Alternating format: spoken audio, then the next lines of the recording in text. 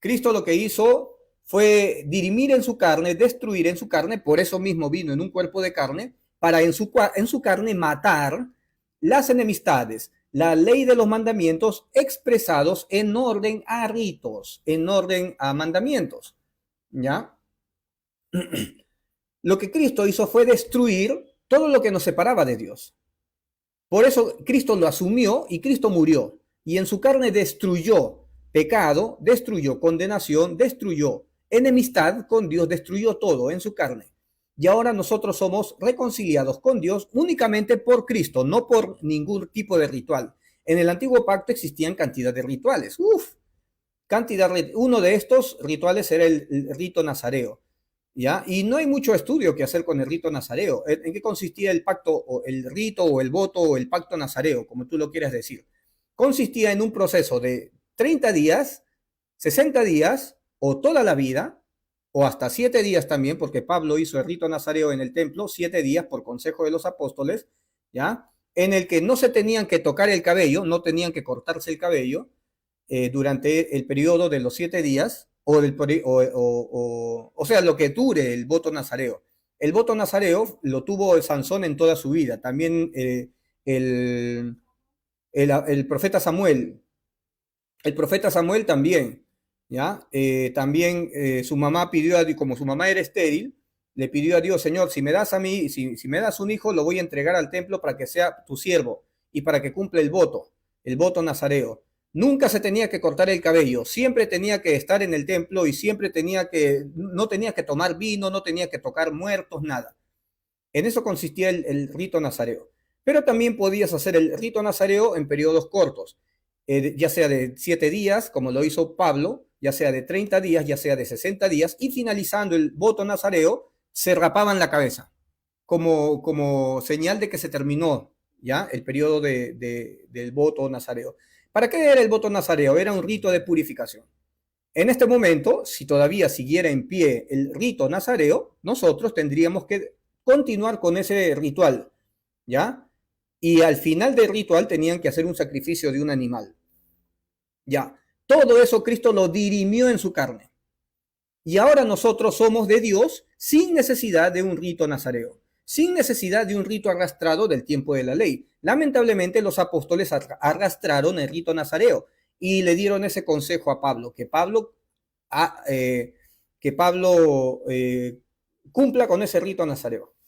Y no solamente Pablo, sino 4 hermanos más que estaban obligados a cumplir ese rito nazareo. Por eso hay en este momento cristianos judaizantes que dicen, hermanos, se tiene que cumplir el rito nazareo. El rito nazareo. ¿Por qué? Porque los apóstoles enseñaron y todavía obligaron a 4 hermanos a que vayan y cumplan el rito nazareo y se lo dijeron a Pablo. Y Pablo fue al templo y Pablo hizo el voto nazareo. Y si Pablo hizo el voto nazareo, ¿quién soy yo para no hacerlo? Entonces tenemos que cumplir el rito nazareo. Entonces, hermanos, no me extrañaría ver una iglesia que cumpla ese ritual, ¿ya? Por causa de que los apóstoles añadieron cositas. Pero cuando nosotros leemos las epístolas de Pablo, Pablo nos enseña y nos sacude de todo ritual, todo lo tomo por basura. ¿En qué momento Pablo dice todo lo tomo por basura? ¿Cuando tenía influencia de los apóstoles? No. ¿Cómo Pablo se iba a atrever a decir todo lo tomo por basura? Hablando de todas las costumbres y mandamientos y rituales de Moisés y de los ancianos. Porque existe la ley de Dios, la ley de Moisés, la ley de los ancianos. Todo, hablando de la ley de Moisés y la ley de los ancianos, con todos sus rituales y métodos de purificación, todo lo tomo por basura. ¿En qué momento Pablo dice todo lo tomo por basura? ¿Se cortó? Belén Arizaga Porto, ¿se cortó? No se ha cortado. Amén, dicen amén. ¿En qué momento Pablo dice todo lo tomo por basura? Todo lo tomo por pérdida. A partir de que Pablo está preso. Cuando Pablo tenía influencia de los apóstoles, no se atrevía Pablo a decir todo lo tomo por basura. No se atrevía a decir, porque todavía tenía influencia de los apóstoles. Recuerden que los apóstoles eran amigos íntimos de los fieles de la circuncisión. ¿Qué predicaban los apóstoles? Circuncisión. Cuando ustedes leen el libro de los Hechos, el que escribe el libro de los Hechos es Lucas, ¿ya? Y Lucas lo que hace es relatar. Lucas no le añade Lucas, cuando escribe el libro de los Hechos, no le añade su filosofía o sus ideas. Lucas solamente relata lo que ocurre. Tú ahí tienes que tener discernimiento para entender el libro de Hechos. Y en el libro de Hechos vas a encontrar errores, fallas, garrafales de los apóstoles, que hasta el mismo Pablo cometió. Pablo cayó en algunas cosas. Por eso, Pablo en el libro de los Hechos hacía algunas cosas, pero cuando escribe las epístolas, Pablo dice, todo lo tomo por basura. Pablo dejó de hacer cosas que los apóstoles hacían. Pablo acusa a Pedro y le dice, judaizante, tú eres de condenar. No solamente tú, porque ustedes oraron por mí para yo ser enviado con Bernabé. Pero Bernabé se fue tras la hipocresía de ustedes, de Juan, de Jacobo y de Pedro. Hipócritas. Yo los consideraba que ustedes eran que ustedes eran columnas. Yo que pensaba que eran columnas, ¿ya? Ustedes son los de la reputación. Si ustedes caminaron con Cristo y yo no caminé con Cristo, Dios no hace diferencia de nadie, ¿ya? Porque a mí los apóstoles allá en Jerusalén nada nuevo me dijeron. Entonces, Pablo cuando está preso es libre de los apóstoles y ahí sí escribe, no hay hombre ni mujer. Cuando Pablo es libre dice las mujeres callen. Cuando Pablo tiene influencia de los apóstoles, dice las mujeres callen, la mujer no puede, es indecoroso que la mujer hable en el templo, si tiene alguna consulta tiene que ir a decírselo a su marido en su casa. En la primera carta de Timoteo, cuando Pablo todavía tenía influencia de los apóstoles. Pero cuando Pablo está preso, ahí recién escribe la segunda epístola a Timoteo, ¿ya? ¿Qué dice cuando escribe la segunda epístola? ¿Qué dice cuando Pablo está preso? Todo lo tomo por basura. No hay hombre ni mujer, no hay judío gentil, no hay diferencia, todos somos iguales. ¿Qué le dice una iguana a otra iguana? Somos iguanitas, somos igualitos, ¿ya? Entonces, hay una dispensación de cuando Pablo está preso y cuando Pablo está libre y siendo influenciado con los apóstoles y cuando Pablo está preso. ¿Y cuál es nuestra labor? ¿Cuál es mi labor como maestro? Mi labor como maestro es sacudirte, quitarte todo dogma añadido a la iglesia de este tiempo, todo ritual, todo método de purificación. No existe ningún método de purificación. Y cuando Pablo escribe sus epístolas, empieza a relatar misterio. He aquí os digo un misterio, no todos dormiremos, hablando del arrebatamiento. Esto es algo que tampoco los apóstoles sabían, porque recuerden que Pablo fue arrebatado al tercer cielo y se le dieron palabras inefables que no se le había dado a ningún ser humano, ni siquiera a Pedro, Santiago, Juan, Moisés, al profeta a Juan el Bautista, al que se te venga a la cabeza. Ninguno había recibido la revelación que Pablo recibió. Pablo fue arrebatado al tercer cielo y se le dieron palabras inefables.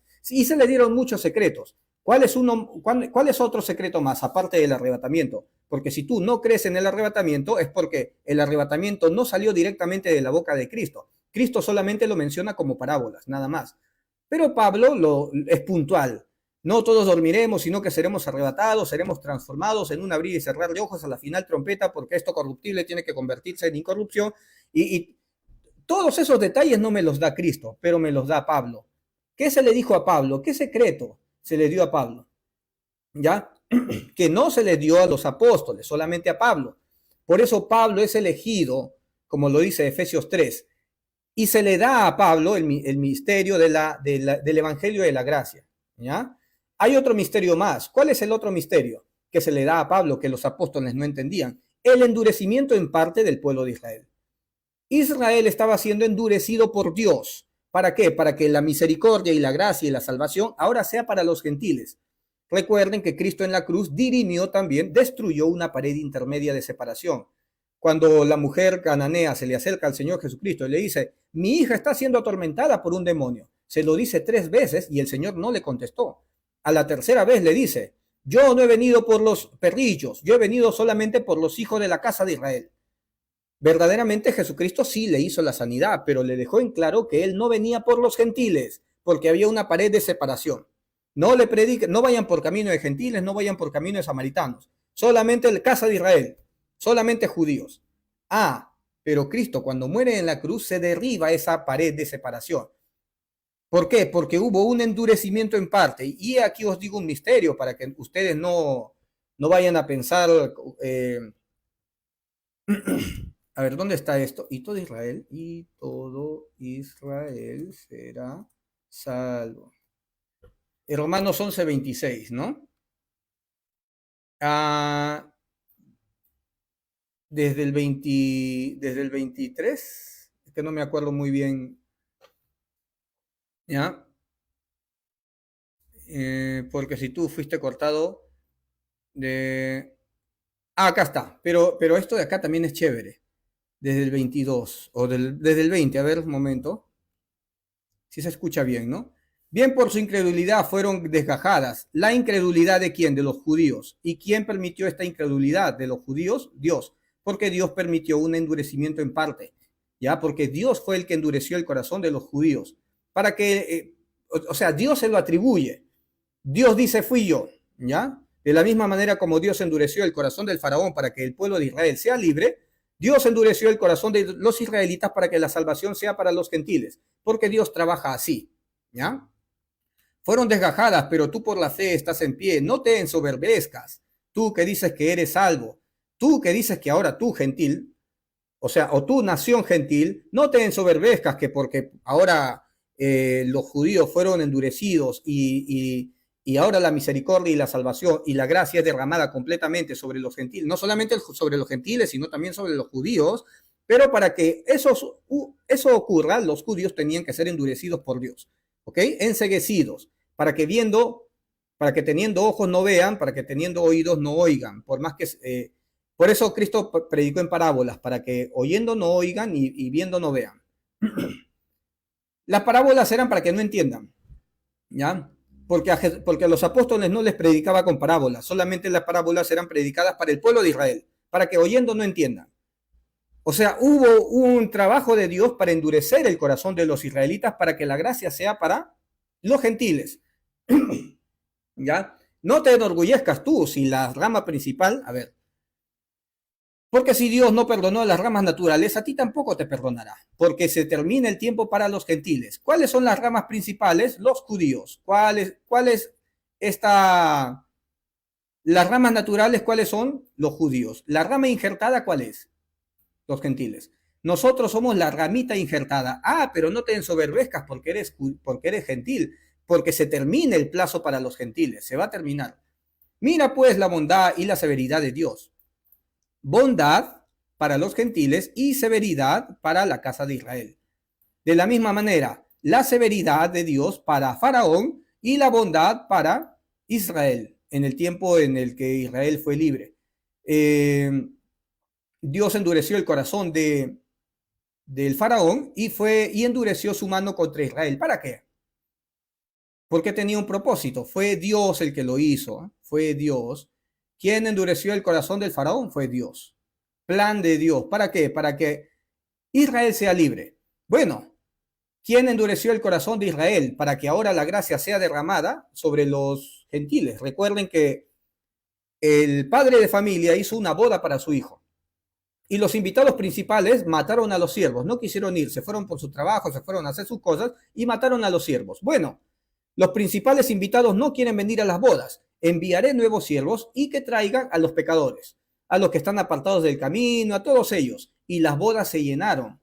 Entonces, ¿con quiénes se llenaron las bodas? Con los que no eran invitados desde un inicio, ¿ya? Pero ¿quién permitió el endurecimiento del pueblo de Israel para que no sea invitado, sino que los gentiles ahora sean invitados? Dios. Dios se lo atribuye, ¿ya? Eso no quiere decir que todo Israel, hermano, recuerda que todo Israel será salva también. O sea, Dios hace un plan endureciendo a uno, pero no lo deja sin salvación. Y ahí hay otra profundidad a la cual no me voy a meter.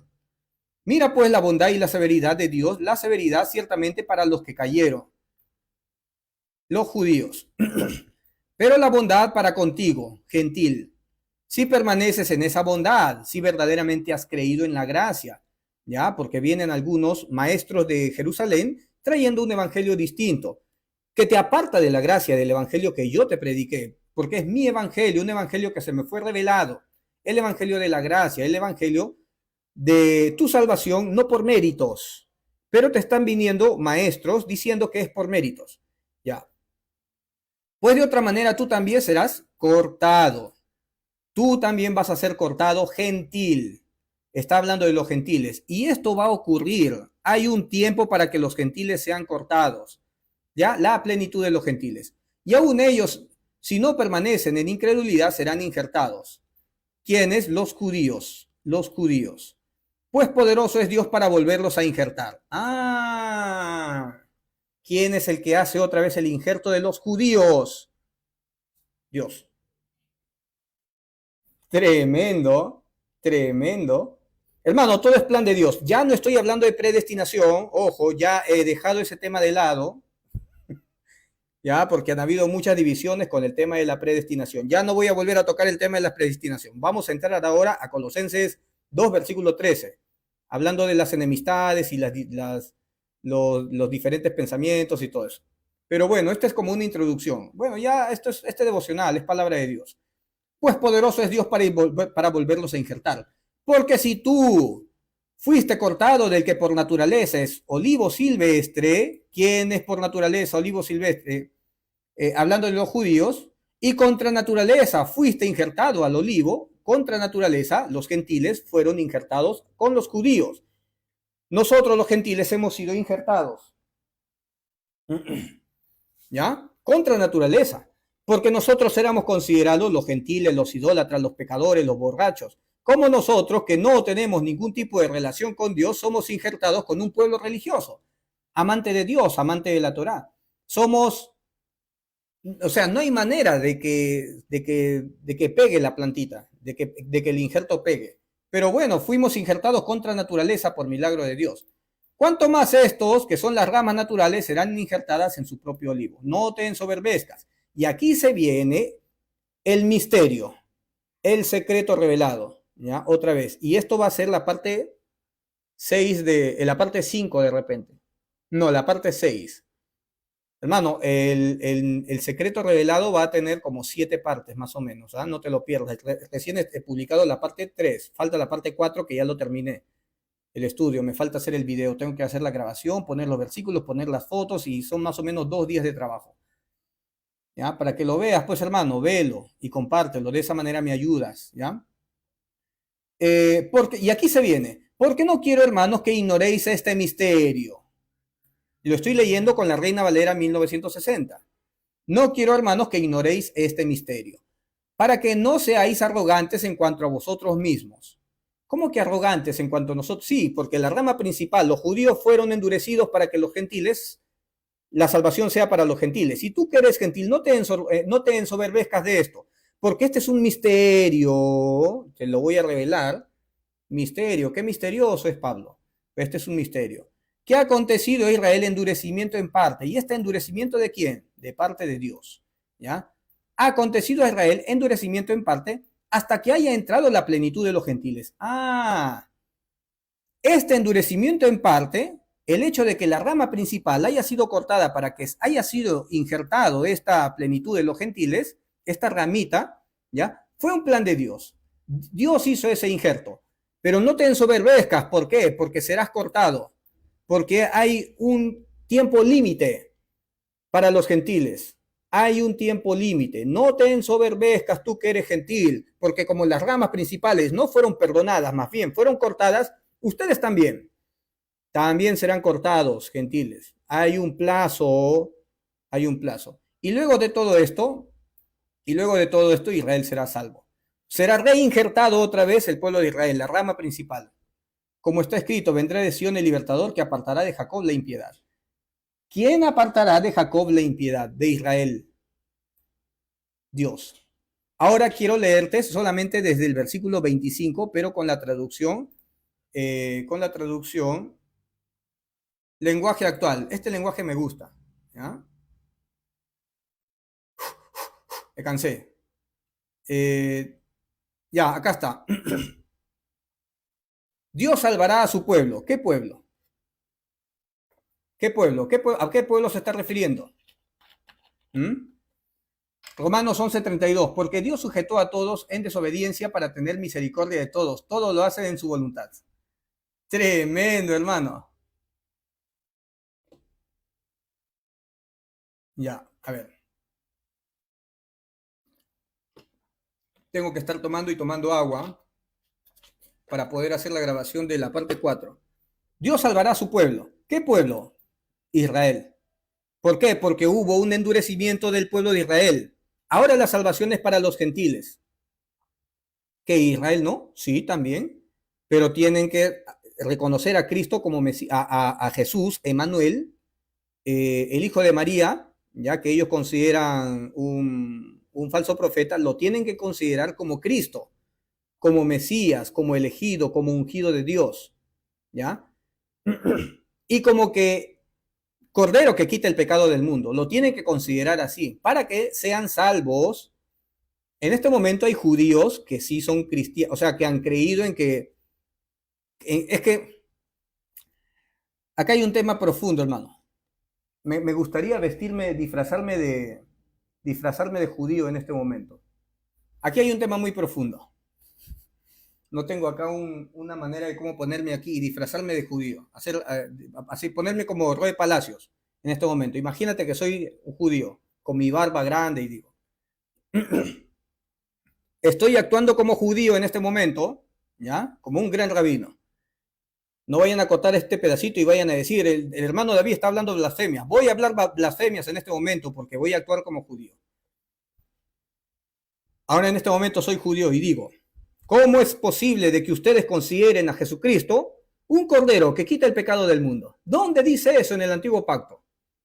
Si los corderos, si ni siquiera era un cordero, el cordero era usado en Pascua, pero pero el animal que quitaba el pecado del pueblo no era un cordero, era un macho cabrío, y era en Yom Kippur. ¿Y cuándo murió Jesucristo? ¿En Yom Kippur? No, en Pascua. Entonces, ¿ustedes por qué consideran a Jesucristo que murió en Pascua un cordero que quita el pecado del mundo si el cordero no era el que quitaba el pecado del mundo, o mejor dicho, del pueblo de Israel? Porque ni siquiera era el pecado del mundo entero, este beneficio era solamente para el pueblo de Israel en Yom Kippur, cuando se hacía la suerte entre dos machos cabríos y el que salía sorteado, se le imponían las manos en la cabeza del macho cabrío y el sacerdote transfería, hacía una transferencia, así cuando te hacen una transferencia de dinero, ¿ya? Transfería los pecados del pueblo sobre el macho cabrío, ¿ya? Y ese macho cabrío era enviado a la muerte. Y en el cuerpo del macho cabrío, cuando moría, de esa manera se destruían los pecados. Pero no era un sacrificio perfecto. ¿Por qué? Porque se celebraban muchas fiestas de Yom Kippur, o sea, habían muchos machos cabríos que morían y aparte el sacrificio continuo. ¿Cómo es posible que ustedes consideren a Jesucristo un sacrificio perfecto si ustedes todavía pecan? Si Jesucristo pagó tus pecados hasta el día de hoy, necesitas un macho cabrío para el día de mañana o para la fiesta del Yom Kippur. ¿Cómo es posible que Jesucristo haya pagado por todos tus pecados? Porque no, entonces te estoy hablando como un judío, ¿ya? Entonces, ahora me van a decir, hermano, ¿qué estás hablando? Es una blasfemia lo que estás diciendo. Los judíos lo que tienen que hacer es renunciar a sus... A ver, los judíos dicen, Dios no acepta sacrificio humano. Bueno, yo les digo a los judíos, tampoco Dios acepta sacrificio de animales. Porque el Señor se limpia las manos y dice, en ningún momento yo pedí sacrificio de animales. Tengo que entrar un ratito a esto, ¿ya? ¿Dónde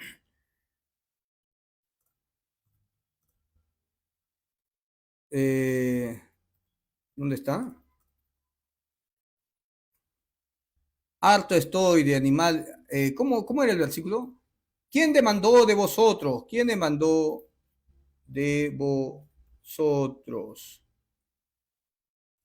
Esto estaba en Isaías 1:11, ¿no? Isaías 1:11. Isaías 1, momento.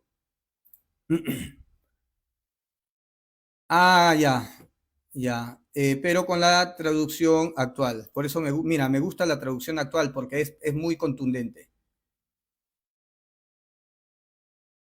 Isaías 1:11. ¿Por qué? Dios les advierte. ¿Por qué me traen animales para presentarlos en mi altar? Ya estoy harto de esas ofrendas. Me da asco ver tanta sangre de toros y carneros y cabritos. Carneros. Los carneros, ¿cuándo se sacrificaban? El carnero. ¿Cuál es el carnero? Bueno, el macho cabrío se sacrificaba en Yom Kippur, pero ya el carnero, el macho cabrío, hasta palomitas, hasta gallinas, hasta toros, ovejitas, corderitos, todos eran sacrificados todos los días por causa de los pecados, todos los días. Cuando Jesucristo entró al templo, cuando Jesús entró al templo, se había convertido en una tienda, en un mercado, donde vendían animalitos de sacrificio. O sea, si tú cometías pecados, tenías que comprar un animal de sacrificio para que sea sacrificado por tus pecados. O sea, ahí se aplica un reemplazo. O sea, el animal asume tus pecados, ¿ya? O sea, ahí sí hay una transferencia de pecados, ¿ya? Es algo de lo que, pero era, o sea, era un sacrificio, pero no era perfecto, porque esos sacrificios representaban a lo que ahora Cristo hizo, porque esos sacrificios no podían perfeccionar la mente de las personas, porque a pesar de que mataban y mataban y mataban animalitos, todavía no había misericordia en ellos, todavía no experimentaban una transformación en cuanto a su limpieza de conciencia. Lo que sí limpia tu conciencia es este nuevo sacrificio, el sacrificio de Cristo. Cuanto más la sangre de Cristo mediante el Espíritu Eterno se ofreció sin mancha a Dios, limpiará vuestras conciencias de obras muertas para servir al Dios vivo. Entonces, los sacrificios del antiguo pacto no podían limpiar las conciencias, no podían purificar las conciencias. Pero el sacrificio de Cristo, su sangre, sí te limpia la conciencia. Y no solamente eso, sino que ejecuta una circuncisión. En el antiguo pacto se cortaba una parte del prepucio, representando la carne. ¿Qué era la circuncisión? Matar la carne para hacer de ti una nueva persona. Pero la circuncisión tampoco podía transformar a las personas. Pero la circuncisión representaba lo que Cristo haría en el futuro. El bautismo en agua tampoco podía transformar a las personas. Pero el bautismo en agua es un simbolismo de lo que Cristo hace verdaderamente. Entonces, la circuncisión de la carne del antiguo pacto no sirve para nada, ¿ya? Pero la circuncisión sí sirve en este nuevo pacto. ¿Por qué? Porque Cristo viene con un bisturí y corta de ti tu antigua naturaleza. De la misma manera como en el antiguo pacto cortaban la carne del prepucio y en eso representaba la muerte de... Cuando Dios le da... estoy retrasando, estoy yéndome, pero estoy profundizando en este momento. Cuando Dios le dijo a Abraham que la señal del pacto iba a ser la circuncisión para que Abraham comience esto con su descendencia, el mandamiento no era que Abraham se circuncide, pero Abraham igual se circuncidó. ¿Cuál era la representación de esto? Matar la carne. Todos los extranjeros, hasta el mandamiento era para extranjeros, si los extranjeros o gente que no era, o los siervos o los trabajadores de Abraham, también tenían que circuncidarse. ¿Qué significaba eso, la circuncisión? Matar toda costumbre de sus pueblos antiguos, matar toda su idolatría, todas sus maneras, todo, no, y renunciar a su pasado, renunciar a su viejo yo, matar su vieja naturaleza y venir a un nuevo nacimiento en cuanto al Dios de Israel. Tu Dios será mi Dios. Esa era la circuncisión.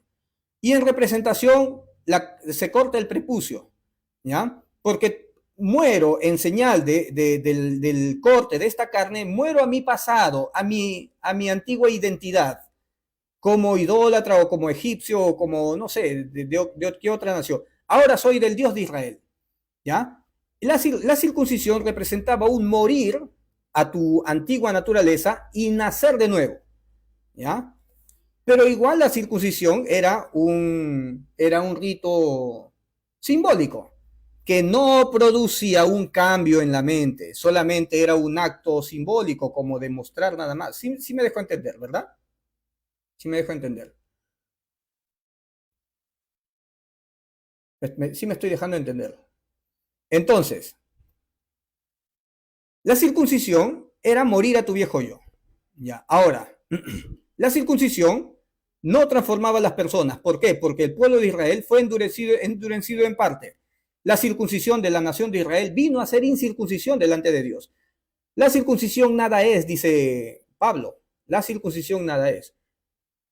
¿Cómo es posible, Pablo, que tú me digas que la circuncisión nada es? Si la circuncisión es señal es un mandamiento perpetuo que se lo dio a Abraham. ¿Cómo tú me estás diciendo que la circuncisión nada es, Pablo? Sí, porque la circuncisión de la carne para nada aprovecha. Porque si te circuncidas, de nada aprovechas a Cristo. Porque Cristo te trae otra circuncisión. La verdadera circuncisión, la que sí transforma tu conciencia de obras muertas para servir al Dios vivo. ¿Cuál es esa otra circuncisión? El verdaderamente matar la carne. Jesucristo te trae otro bisturí, otro cuchillo, y te hace una circuncisión. Corta toda tu silueta. Saca tu antigua naturaleza, tu antiguo yo, y lo crucifica. Y ahora tu antiguo yo ha muerto crucificado en semejanza de la muerte de Cristo y ha sido sepultado. Tu antiguo yo. Las cosas viejas pasaron. He aquí todas son hechas nuevas. Ya no vivo yo, ahora vive Cristo en mí. Se ha ejecutado una verdadera circuncisión, porque la circuncisión del antiguo pacto era una profecía de lo que Cristo iba a hacer. Igualito con el bautismo. Ser bautizado en agua no transforma la conciencia. Conozco cantidad de personas que han sido bautizadas en agua y no han experimentado una transformación. El bautismo en agua representa lo que ahora usamos, como lo dice Primera de Pedro 3:21. El bautismo en agua es morir y resucitar. O bueno, eso representa, ¿ya? Morir, o sea, el bautismo en agua tiene que ver con la circuncisión también. Matar la carne y dejarla dentro del agua y salir hecho una nueva criatura. ¿Cuántas veces te has bautizado tú? Te has bautizado 3, 4, 5 veces y sigues cayendo y sigues y no has experimentado la llenura del Espíritu Santo. Porque el bautismo en agua no era un ritual que hablaba del verdadero bautismo. ¿Cuál es el verdadero bautismo? Morir y resucitar. Ser sepultado en las aguas. ¿Cuál es el agua? H2O. Acá tengo mi H2O otra vez. Esto era un acto solamente simbólico, el ser sumergido en agua. Cuando la palabra se refiere al agua, cuando la Biblia habla del agua, que tienes que nacer del agua, no se está refiriendo a H2O, pues hermano, que le vas a atribuir poder al agua. Eso no te hace distinto de un idólatra, depositando fe en que el agua te va a dar una nueva vida, o sea, matas la carne en el agua y cuando sales del agua sales a una nueva naturaleza. No, el agua es Cristo. Cuando Jesucristo le dijo a la mujer samaritana, el agua que tú me darás volverás a tener sed, pero del agua que yo te doy no tendrás sed jamás. ¿Cuál es el agua? La palabra. El lavamiento del agua por la palabra. Entonces, el bautismo salva, la circuncisión salva, pero no la circuncisión de la carne, no el bautismo de la carne o el bautismo del cuerpo, no ese baño de agua, no, sino lo que eso representa. Lo que ahora Cristo hace es matar nuestra vieja naturaleza. Ya no nos regimos bajo nuestros métodos de purificación o bajo cualquier método de llegar a Dios. Los Hare Krishna, los musulmanes, los budistas, los judíos, hasta los cristianos tienen sus métodos para llegar a Dios. No. En este nuevo pacto, y esto es lo que yo te predico, tienes que morir a todo método de purificación para venir a Dios. Cristo basta. Jesucristo basta. ¿Ok? Entonces, bueno. Entonces, vamos a leerlo con la traducción. Vamos a leer Romanos 11, 25. Hermanos en Cristo, hay muchos que ustedes todavía no saben. Ustedes hay muchas cosas que todavía no saben, ¿ya? Por eso voy a explicarles el plan de Dios que tenía en qué? En secreto. Tremendo. El plan de Dios que tenía en secreto. Momento, hermanos, que todavía me estoy recuperando. El agua simboliza la palabra. El evangelio simboliza. Claro, esto es símbolo. Es un símbolo. El agua es vida. ¿Ya? El agua es vida. Pero yo necesito tomar mucha agua para sobrevivir.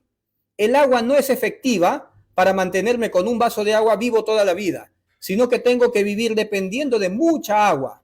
no solamente para tomar, para refrescarme, para hidratarme, sino para hasta bañarme.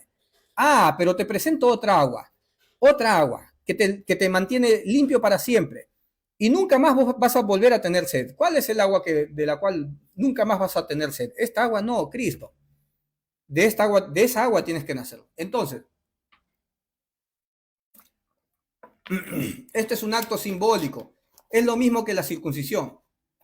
El bautismo en agua es lo mismo que la circuncisión. ¿Por qué, hermano? ¿Por qué Felipe bautizó al eunuco? ¿Por qué, ¿por qué Pedro bautizó a Cornelio? Los apóstoles todavía bautizaban en agua. Sí, pero ninguno era lleno del Espíritu Santo. Todos esos bautismos en agua, bautizaban en agua en el nombre de Jesús y ninguno era lleno del Espíritu Santo. ¿Cómo era? Aunque ninguno fue... esto está en Hechos. Hechos. Pues, a ver, momento. Pues ninguno fue lleno del Espíritu Santo. ¿Dónde está esto? ¿Hechos 4? No. No, Hechos 10 creo que era. ¿Dónde estaba, hermano? Ayúdame, Martínez Miguel. ¿Dónde está el versículo en el que Felipe bautizaba en Samaria? Felipe bautizaba en Samaria. Felipe bautizaba en Samaria, en el nombre de Jesús, y ninguno era salvo, hermano. Acá está. Acá está. Este es. Pero voy a leerlo todo. ¿Ya? One moment. Ahí ya vieron la mano de mi esposa. Sí, sí tengo agua. Sí tengo agua. Por acá está. Por acá está, por acá está. Ya está. Felipe estaba bautizando en Samaria y los bautizaba en el nombre de Jesús. Y también bautizó a Simón el Mago en el nombre de Jesús. Hermano, Felipe bautizó a Simón el Mago en agua en el nombre de Jesús. Quiere decir que ya era salvo, porque ya lo había bautizado en agua. Ya era un separado de Dios por medio del bautismo en agua. Cuando los apóstoles estaban en Jerusalén, oyeron que en Samaria había recibido la palabra de Dios. Les enviaron a Pedro y a Juan. ¿Quiénes enviaba? ¿Quién enviaba a las personas? Jacobo, desde Jerusalén. Ustedes se van a dar cuenta que Jacobo fue como una cabeza en Jerusalén, porque Jacobo enviaba a los apóstoles y Jacobo también enviaba espías. Jacobo enviaba falsos maestros también a las iglesias de Pablo cuando Pablo estaba preso. Jacobo enviaba también espías para espiar la libertad. Eso lo van a encontrar en Gálatas 2. Jacobo hizo muchas cosas. Pero Jacobo tuvo una transformación y ya no se le dice Jacobo, ahora se le dice Felipe. Y Felipe escribe su epístola, pero ya transformado, o sea, ya había entendido el evangelio cuando escribe Santiago. Pero Jacobo hizo muchas cosas malas, igual que Pedro, igual que Juan. Pablo los llama hipócritas, igual que a Bernabé. Bueno, quienes descendieron y oraron por ellos para que recibieran al Espíritu Santo. Mira, te estoy hablando del bautismo en agua, que es un ritual. Hermano, Felipe bautizó al eunuco. Bueno, te lo estoy diciendo. Felipe bautizaba en agua en el nombre de Jesús y ninguno recibía el Espíritu Santo. Tanto así que enviaron a Pedro y a Juan. ¿Para qué? Para que vayan a Samaria. ¿Para qué? Para que reciban al Espíritu Santo, porque ninguno.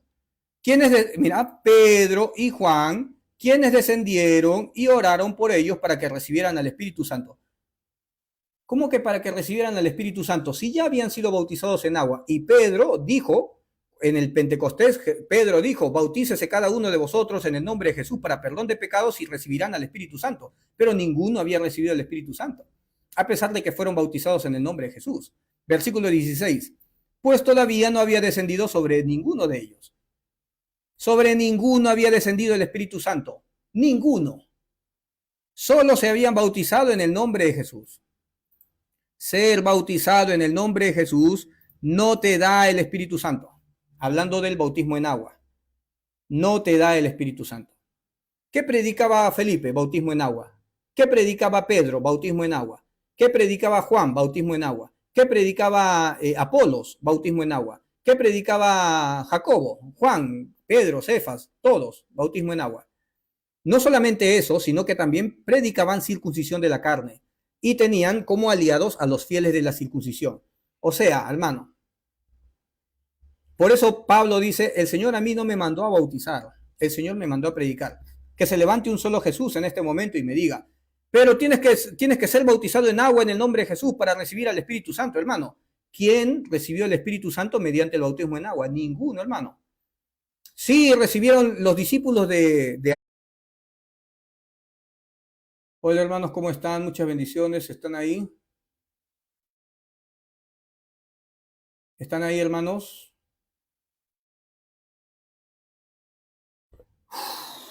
¿Hace cuánto ya no estoy en vivo?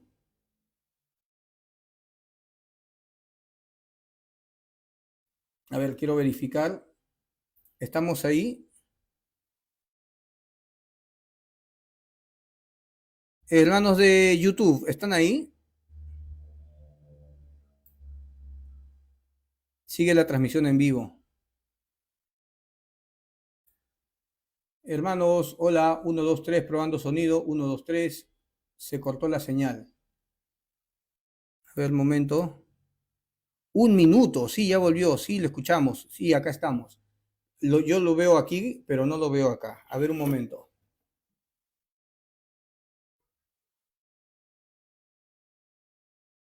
Ya, entonces, más o menos un minuto, ¿no? Entonces, hermanos, vamos rápido para acabar porque ya me estoy cansando, hasta que me duele la garganta, un momento. Entonces, ninguno había recibido el Espíritu Santo por medio del bautismo en agua.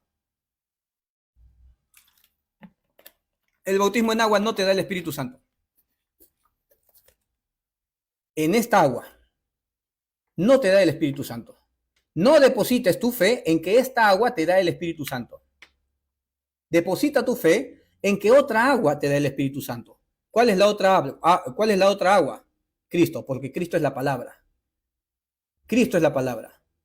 Vosotros ya estáis limpios por la palabra que os he hablado. Ustedes no están limpios porque se metieron en agua. Báñense 1000 veces en agua y eso no los limpia, no los purifica. No depositen su fe en un ritual. Como les dije en un principio, los apóstoles arrastraron cosas. Cuando Lucas escribe el libro de Hechos, lo dice como anécdota o como hechos, pues, hermano, como actos. En inglés se dice actos, el libro de actos, el libro de Hechos, los actos de los apóstoles. Pero tú tienes que estudiar las epístolas de Pablo, de Santiago, de Pedro, de Juan, Judas, y en ninguno vas a encontrar bautismo en agua. En ninguno. ¿Ya? Bueno, ahora, entonces les imponían las manos y recibían el Espíritu Santo. Sí, lo voy a leer desde acá arriba. Ya que Felipe estaba predicando y bautizando en agua en el nombre de Jesús, pero no recibían el Espíritu Santo, enviaron a Pedro y a Juan, quienes descendieron y oraron por ellos para que recibieran el Espíritu Santo, pues todavía no habían descendido sobre ninguno de ellos el Espíritu Santo, solo habían sido bautizados en el nombre de Jesús. Entonces, ser bautizado en el nombre de Jesús en agua no te da el Espíritu Santo. Entonces les imponían las manos para que recibieran al Espíritu Santo. Ya que el bautismo en agua no te daba el Espíritu Santo, empezaron a imponer manos. Pero si el bautismo en agua no te da el Espíritu Santo, ¿por qué seguían bautizando en agua en el nombre de Jesús? Cuando Pedro va a la casa de Cornelio, Cornelio recibe al Espíritu Santo por medio de la predicación de Pedro, no por medio de haber sido sumergido en agua. Y cuando Pedro y los fieles de la circuncisión que estaban con Pedro se quedaron atónitos y dijeron, ¿cómo es posible de que este hombre, que no es judío, que es un perrillo, haya recibido el Espíritu Santo por medio de la predicación? Se quedaron atónitos. ¿Qué es lo que dijo Pedro? Pedro dijo, bueno, está bien, recibió el Espíritu Santo. ¿Alguien puede impedir el agua? Agua. Lo más probable es que Pedro también haya dicho, ¿alguien puede impedir que sea circuncidado? Ya, seguimos. Entonces, hay un endurecimiento en parte. Endurecimiento en parte. Ese endurecimiento en parte es producido por Dios sobre los judíos, pero no los deja desamparados. Ya, hasta ahí lo voy a... esto ya no. Ya. Hermanos míos, hermanos en Cristo, estoy leyendo Romanos 11, 20, 25. Hermanos en Cristo, hay muchos que ustedes todavía no saben. Hermano, hay cosas que tú no sabes ni yo tampoco, como son las cosas del Orinoco, que yo no sé ni tú tampoco, ¿ya? Hermanos, no discutan. El hermano Mateo Molina, ustedes ya lo conocen como es, y él lo que quiera es que ustedes hablen, hablen, hablen, ¿ya? No discutan. O respóndanle con amor. Respóndanle con... Bueno, un saludo muy grande y un abrazo muy grande para el fan destacado Mateo Molina. ¿Ya? Y Love Match. Y Love, ¿sí o no, hermano? Lo queremos bastante, el hermano Mateo Molina, porque es un fiel seguidor, siempre lo vemos ahí conectado. Fuerte abrazo, hermano. Que Dios te bendiga. Y Love Match, ¿ya? Y Love. I love you. Por eso voy a explicarles el plan que Dios tenía en secreto. Ahora, antenitas de Bilín, ¿ya? Algunos de los judíos se han vuelto muy tercos y no quieren creer en Jesucristo. ¿Por qué motivo? Porque hay un endurecimiento en parte. Abran los ojos, entiendan esto, ¿ya? Esto es para romanos, a los romanos. Les está escribiendo a los romanos. Los romanos eran una iglesia conformada por judíos y por gentiles, mayormente judíos, ¿ya? Por eso a esta iglesia les dice primeramente los judíos y luego los gentiles. Y aquí Pablo está diciendo que hay un endurecimiento en parte de los judíos, pero solo se portarán así hasta que los judíos pasen a formar parte de su pueblo. Los judíos, el pueblo de Israel, hay un endurecimiento en parte. Ustedes han visto que existen predicadores que se van al muro de los lamentos. Bueno, yo solamente he visto un predicador. Anónimo, bueno, no lo conozco, es un video antiguo. Que él hizo algo que yo no haría, hermano. Yo soy demasiado cobarde. Soy cobarde. Yo no haría lo que ese hombre hizo. Se fue al muro de los lamentos y dijo que Jesucristo, que Emanuel es el Cristo. Emanuel, Yeshua y Hamashiach, Yeshua es el Mesías. Yeshua es el Cristo. ¿Ya? Lo dijo en el muro de los lamentos, hermano. En medio de todos los grandes rabinos que estaban ahí, hermano. Yo no lo haría, hermano. Yo soy sincero, pues, hermano. Yo no lo haría. Imagínate viajar a un país que no es mío, un país extranjero, súper religioso, ultra ortodoxo, en el que hasta te pueden imponer cárcel y te pueden prohibir el ingreso otra vez a Israel, o quizás quedarte encarcelado allá y estar demasiado sancionado, tanto así que tienes que quedarte allá encarcelado, ¿ya? Soy cobarde como para decir que Jesús es el Cristo precisamente ahí en el muro de los lamentos. Soy cobarde, ¿quién haría eso? ¿Ya? Si tú me dices, yo sí lo haría, bueno, hermano, qué bueno por ti. Soy cobarde. Pero tengo el Espíritu de Dios que me da la fortaleza. Entonces yo podría llegar a hacer esas cosas, no por mí, sino por el Espíritu de Dios. Ya no sería yo, hermano, la gloria no es para mí. Pero he visto un video de un hombre que se va al muro de los lamentos y empieza a predicar. Y dice, Yeshua es el Mesías, Yeshua el que ustedes mataron, él verdaderamente, hermano. Creo que lo descargué. No, lo voy a buscar por ahí, ¿ya? Para hacer un video de reacción. Y hay unas hermanas que se van también por ahí, por las plazas de Jerusalén, y dicen que también Jesús es el Mesías. Y vienen los judíos y las escupen, les pegan, a un hermano también lo llenan de saliva, lo escupen y todo eso, por decir que Jesús es el Mesías. ¿Ya? Porque hay un endurecimiento en parte, de parte de Dios. ¿Ya? Ya no te gusta que te diga de parte de Dios. Bueno, hay un endurecimiento en parte nada más. Pero solo se portarán así hasta que los no judíos pasen a formar parte de su pueblo. Hay una plenitud de los gentiles. No te ensoberbezcas de que ahora la gracia es para ti, gentil. Porque así como los judíos fueron cortados, tú, gentil, también serás cortado. Eso va a ocurrir. ¿Cuándo? El día del arrebatamiento. El día del arrebatamiento. Y luego de esto todo Israel será salvo. ¿Cuándo? Por medio de la aflicción, por medio de la angustia de Jacob. Por eso tiene que haber primero un arrebatamiento para que se venga la aflicción. Muchos dicen, la iglesia tiene que atravesar tribulación. No, la iglesia ya está en tribulación hace más de 2000 años. La iglesia sufre tribulación en este momento de gracia. La iglesia sufre tribulación. Somos atribulados, bueno, acá en Latinoamérica no somos atribulados, pero en Nigeria, en Noruega o en Pakistán, Afganistán, todos esos lugares, hasta el mismo Israel, los cristianos pasan tribulación.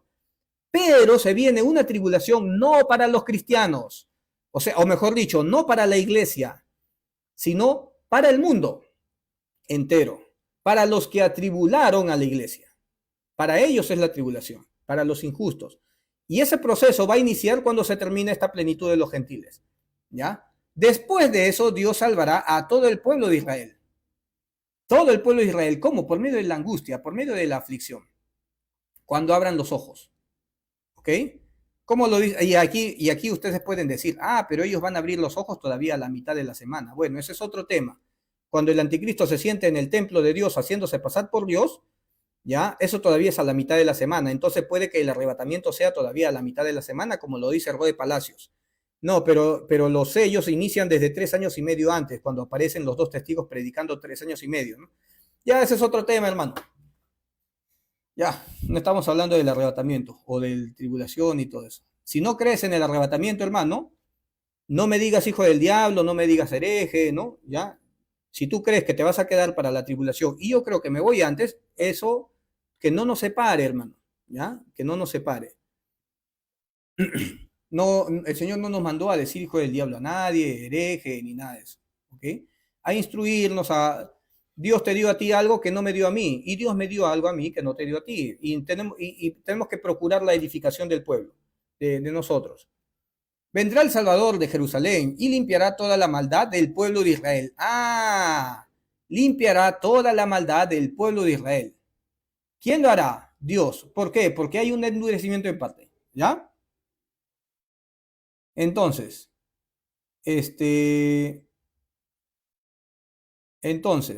hay un plan secreto, ya me cansé. Hay un plan secreto que Dios tenía, hermano, ¿ya? Y los judíos en este momento tienen que tener a Jesús, a Yeshua, a Emmanuel, como ustedes quieran decirle, como Mesías. ¿Lo vas a hacer tú? ¿Tú les vas a predicar? No. ¿Puedes predicarle a un judío? No. Un judío sabe muchísimo de Torah y te va a, bueno, te va a enredar y hasta te puede convencer por medio de la literatura, pero tú tienes al Espíritu. Y el Espíritu de Dios te guía a toda verdad. Y no necesitas un instructor, porque el Espíritu permanece dentro de ti, porque el Espíritu permanece. A ver un momento.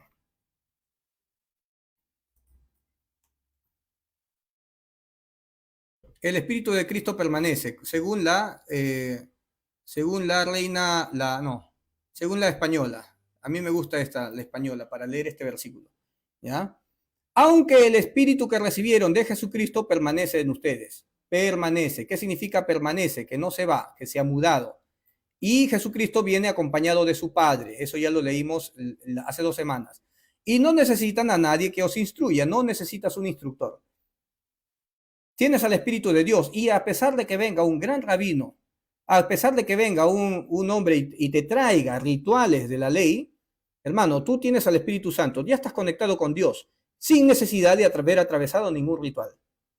Sí, pero ustedes han visto cuando los rabinos matan gallinas en Yom Kippur, agarran las gallinas y las avientan contra la pared, hermano, y las matan en Yom Kippur. Y ellos se limpian las manos diciendo, bueno, matamos esas gallinas, pero esas gallinas no las tiramos a la basura, sino que se las damos a las personas pobres para que cocinen, para que se preparen esa gallina y todo eso. Entonces, claro, pero están depositando su fe en que esa gallina podría asumir de alguna manera su pecado. Ya ves que no hay templo, porque el pueblo de Israel no tiene un templo como para hacer sacrificios ahí. Se van a una u otra colina y ahí hacen sus sacrificios, porque no está permitido hacer sacrificios en el templo. Entonces depositan su fe en que de alguna manera ese animal en Yom Kippur puede asumir por medio de su muerte algún pecado, ¿ya? o sus pecados, porque son pecadores. Los judíos todos somos pecadores. Yo también voy a pecar hasta el día que me muera. Tú también eres pecador. ¿Ya? Y con un solo pecado invalidas toda la ley de Dios. Por más que te esfuerces y te esmeres en cumplir la ley de Dios, un solo pecado te derrumbó. Eres incumplidor de la ley. El otro día vinieron unos adventistas y me empezaron a hablar de la ley. Y yo les dije, chévere, genial, genial. Bueno, de todo lo que ustedes me dijeron, yo no cuadro. Según el evangelio que ustedes me acaban de predicar, me voy a ir al infierno. Porque soy pecador, igual que ustedes. Y ustedes tampoco encajan, porque ustedes pecan. Y me predicaban de ley para que la cumpla. Claro, sí, pero él dice sí, pero una cosa es esforzarse para cumplirla. Aunque te esfuerces, no la cumples. ¿La has cumplido? ¿Puedes cumplirlo con tu esfuerzo? No. Entonces eres un incumplidor de la ley. Y si fallas en un punto, te haces culpable de todos.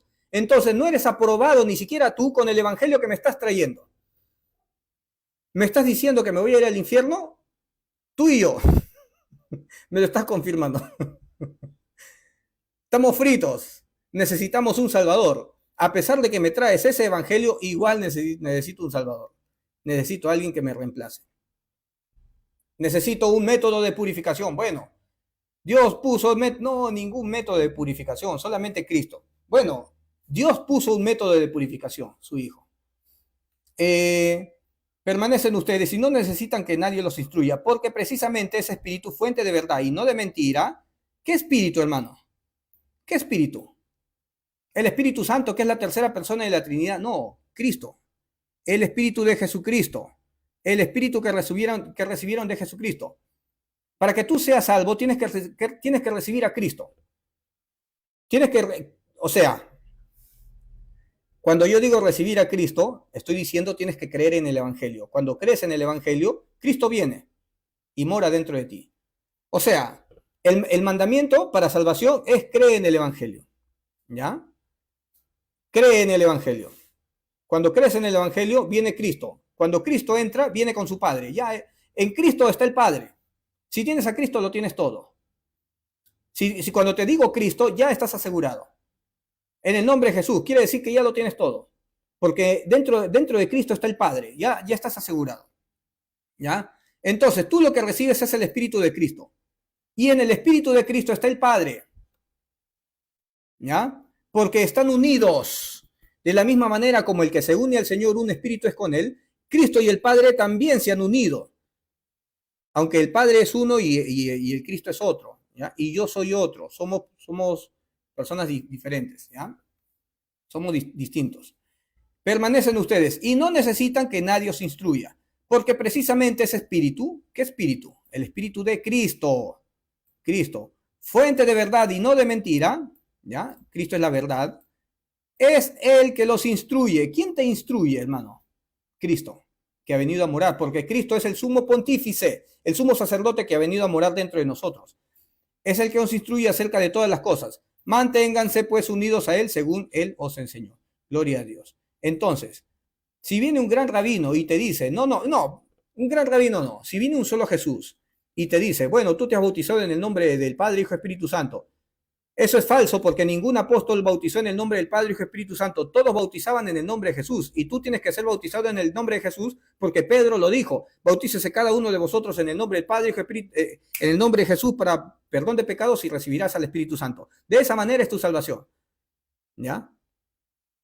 Aunque venga alguien y te diga eso, tú tienes ya al Espíritu de Dios que lo recibiste desde que creíste. Tú ya eres salvo sin necesidad de haberte metido en agua. Ya eres salvo.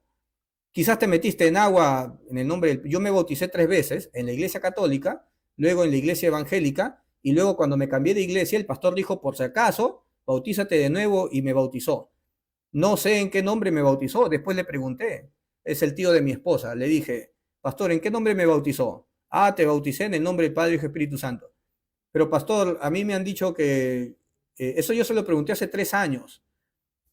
A mí me han dicho que tengo que ser bautizado en el nombre de Jesús, porque ninguno bautizó en el nombre del Padre, Hijo y Espíritu Santo. Todo. Y él dijo, bueno, yo le hago caso a Jesús. En el nombre, y yo dije, bueno, y como que habían conflictos en mi cabeza por causa de que empecé a escuchar a los solo Jesús que decían que tenía que ser bautizado. Y luego me encontré a los de Dios Madre en el mercado. Y los de Dios Madre me decían que tenía que comer el pan y el vino, porque el pan y el vino, en comer el pan y el vino, ahí está la santificación.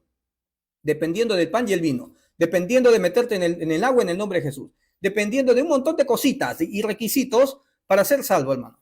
Cristo todo eso lo destruyó en su cuerpo de carne. ¿Ya? Gracias, Padre bendito, Dios Todopoderoso. Te alabo, Señor. Te alabo, Padre Santo. Gracias por este tiempo de edificación y predicación de tu palabra, bendito Rey. Gracias por la libertad que nos has dado, Padre Santo. Gracias por haber quitado todo método de purificación, Padre Santo. No existe ningún método, Padre, solo tú que enviaste a Cristo, a tu Hijo. Gracias, Padre Santo. Te doy la gloria en el nombre de tu Hijo Jesús. Amén. Amén. Cristo basta. Jesucristo basta. Jesucristo basta. Sumado con la circuncisión de la carne, sumado con guardar el sábado por si acaso, y no vayas a guardar el domingo, y también tienes que diezmar sin falta, porque si no eres maldito de maldición, porque no puede, porque la nación toda me habéis robado, así que tienes que diezmar y tienes que ayunar y tienes que matricularte en el discipulado bíblico y tienes que hacer un sistema de cosas, pero Jesucristo basta. Total, decídete, pues, hermano. Jesucristo basta, o aparte de Cristo tienes que sumarle un montón de requisitos, hermano. No, no, no. La religión de este tiempo te puso un montón de requisitos. El Padre solamente te puso Cristo, nada más. Y Cristo se hizo el hijo del carpintero. Algunos dicen, no era un carpintero, era un albañil. Bueno, pues ya, lo que haya sido, albañil o carpintero, ¿ya? Lo que haya sido. Se hizo como uno de nosotros, un pecador, sin haber pecado, pero tenía una naturaleza también de tentaciones. También, hermano, como nosotros, un cuerpo un cuerpo de humillación. Se hizo como nosotros. Hermano, ¿dónde está Jesús? Lo estoy buscando. Ah, Jesús que me hace una mesa. Ay, ay, ¿cómo llego a él? Dame la dirección para llegar a su casa, porque quiero llegar a Jesús. Bueno, me está haciendo una mesa en este momento, pero te voy a dar el método para que llegues a él. Tienes que hacer ayunos, vigilias, congregar, discipular, hacer esto, diezmar y todo eso para que llegues y te comuniques con él. Tremendo, hermano. La religión de este tiempo lo único que ha hecho es crear una gran distancia entre Dios y los hombres. No, entre Jesús y los hombres.